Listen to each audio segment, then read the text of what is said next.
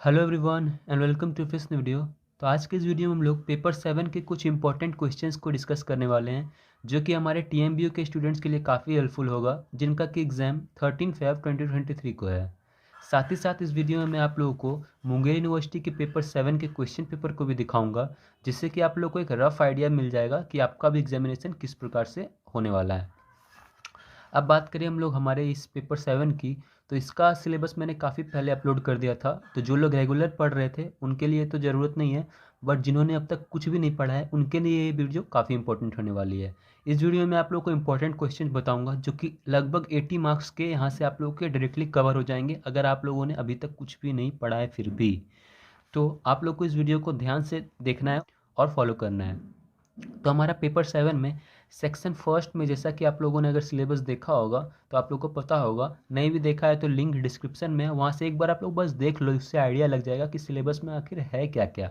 तो section first है हमारा history of Indian English writing, यानी कि जो भारतीयों ने इंग्लिश में कुछ अपनी वर्क्स लिखी थी उनके इतिहास के बारे में।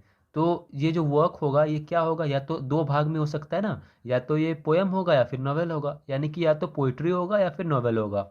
तो यही यहाँ से चार क्वेश्चंस हमारे बनेंगे। कैसे?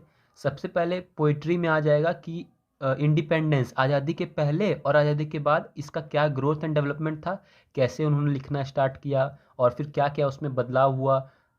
इंडिपेंडेंस से पहले वो कैसे लिखते थे और इंडिपेंडेंस के बाद कैसे लिखते थे।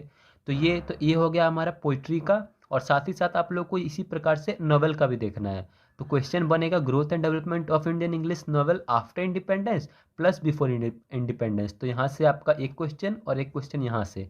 साथ ही साथ इसी प्रकार से पोइट्री का भी मैंने आपको बताया, तो दो क्वेश्चन, एक इंडिपेंडेंस के आफ्टर और एक बिफोर। तो चार क्वेश्चन यहाँ से बनेंगे। मैं आप लोग को दिखाऊंगा कि मुंगेर यूनिवर्सिटी के जो क्वेश्चंस थे, जो क्वेश्चन पेपर था, उसमें ये क्वेश्चन कैसे पूछा गया था, तो एक आप लोगों को आइडिया लग जाएगा वहाँ से भी। अब बात करते हैं हम लोग सेक्शन 2 की। तो सेक्शन 2 आपका जो है मैक्सिमम मार्क्स को कवर करता है, ठीक है।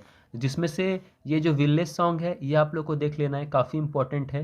ये लिखी गई थी सरोजनी नायडू के द्वारा, आप लोग को पता ही होगा। और द सोल्स प्रेयर जो है ये भी सरोजनी नायडू के द्वारा लिखी गई थी। तो ये दोनों काफ़ी इंपॉर्टेंट है आपका। साथ ही साथ समर इन कोलकाता, तो ये हमारा कमला दास के द्वारा लिखा गया था। और नाइट ऑफ द स्कॉर्पियन निजी मिजिकल के द्वारा लिखा गया था। और ट्रांसफॉर्मेशन श्री अरबिंदो के द्वारा लिखा गया था।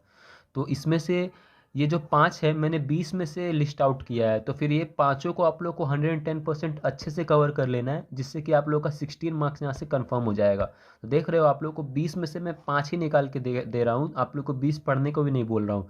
तो आप लोग इसे 110% कर लेना। अभी 13 Feb को एग्ज़ाम है, यानी कि काफ़ी समय है।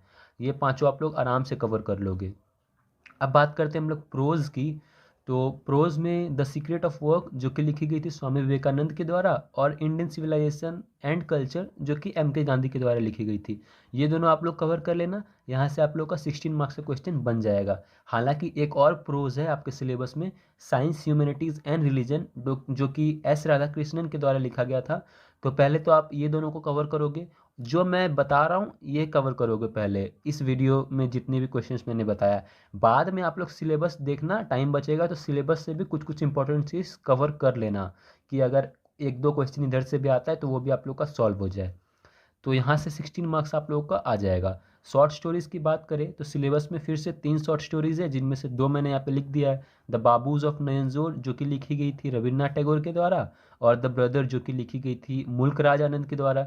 ये दोनों आप लोग कवर कर लेना। एक आप लोग का जो सिलेबस में है वो बच जाएगा, द ग्लोरी ऑफ ट्यूलाइट, जो कि मैंने यहाँ पे मेंशन नहीं किया है, लेकिन वही मैंने बोला ना कि यहाँ से अगर सब कुछ कवर करने के बाद टाइम बचता है तो आप लोग ज़रूर से आराम से कवर कर लेना उसे। कोई इशू नहीं है, बस यूट्यूब पे आप लोगों को जाना है, उस टॉपिक को सर्च करना है और एक वीडियो देख लेना है, दैट्स इट। उससे ज़्यादा आप लोगों को कुछ भी नहीं करना है।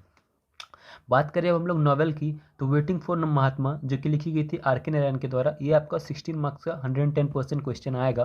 क्योंकि ये सब में तो पार्ट है ना कि पोएम में आप लोग को ये पांचों में से कोई आ सकता है, एक ही आएगा, या हो सकता है दो भी आ जाए, तीन भी आ जाए, पता नहीं है। क्योंकि इसका क्रिटिकल अप्रिसिएशन आएगा, उसमें लिखा रहेगा A B C, यानी कि 5 आप लोग के रहेंगे, उसमें से एक अटैम्प्ट करना है।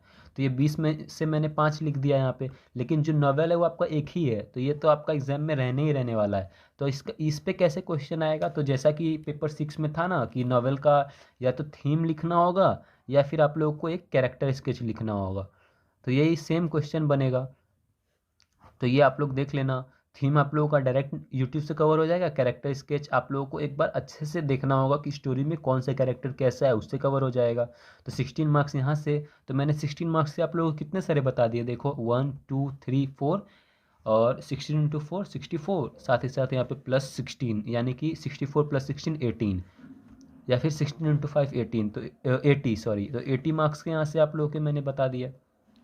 अब आप लोगों को ऐसे इसे कवर करना है। क्रिटिकल एप्रिसिएशन एग्जाम में कैसे लिखना है, मैंने पिछले जो इंपॉर्टेंट क्वेश्चंस की वीडियो थी पेपर 6 उसमें आप लोगों को बता ही दिया था।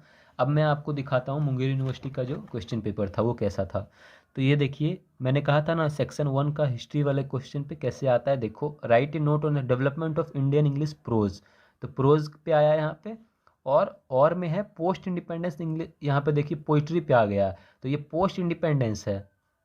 ये जो आपका क्वेश्चन है ये तो आप लोग अगर प्री और पोस्ट को पढ़ लोगे तो मिला के लिख दोगे, क्योंकि इसमें कुछ मेंशन नहीं है। लेकिन इसमें आप लोगों को specifically post independence Indian English poetry mentioned है, तो आप लोग को पोस्ट इंडिपेंडेंस आज़ादी के बाद कौन कौन राइटर्स आए थे जिन्होंने लिखना स्टार्ट किया उनके बारे में मेंशन करना है।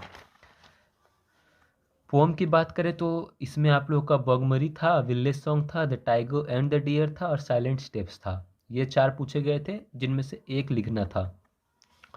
थर्ड की बात करें जो कि हमारा प्रोज से आया था, तो इंडियन सिविलाइजेशन एंड कल्चर आया था, और ये जो शॉर्ट स्टोरी बाबूज ऑफ नैनजोर आया था। फोर्थ नंबर क्वेश्चन में आर के नारायण के द्वारा लिखी गई वेटिंग फॉर महात्मा थी, जो मैंने आप लोग को बताया कि या तो थीम आएगा या फिर कैरेक्टर स्केच। तो और में कैरेक्टर स्केच है कि श्री राम का कैरेक्टर आप लोगों को बताना है।